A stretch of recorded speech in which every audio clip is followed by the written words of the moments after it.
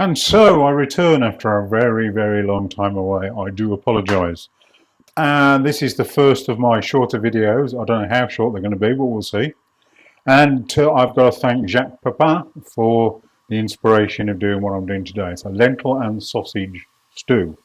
Really, really easy.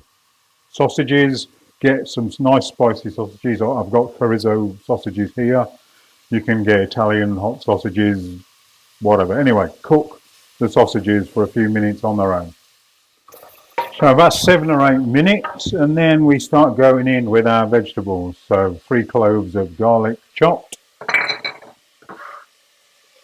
1 onion chopped,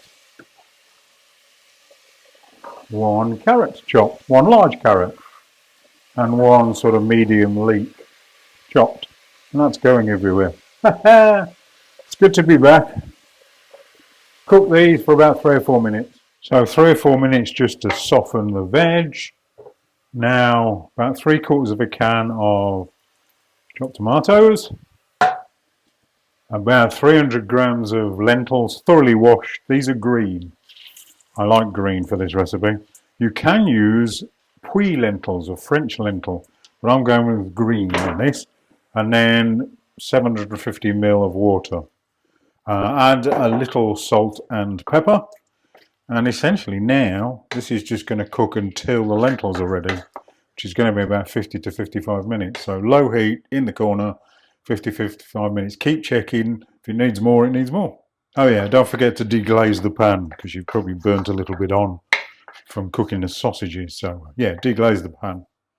And about 55 minutes later, you are a slave to how long it takes the lentils to cook. So 55 minutes later, we're about there. Looks really good.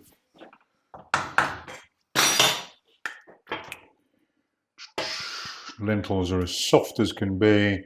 The sausage looks lovely. A little bit of chives to finish off. Yes, welcome back. Another one soon.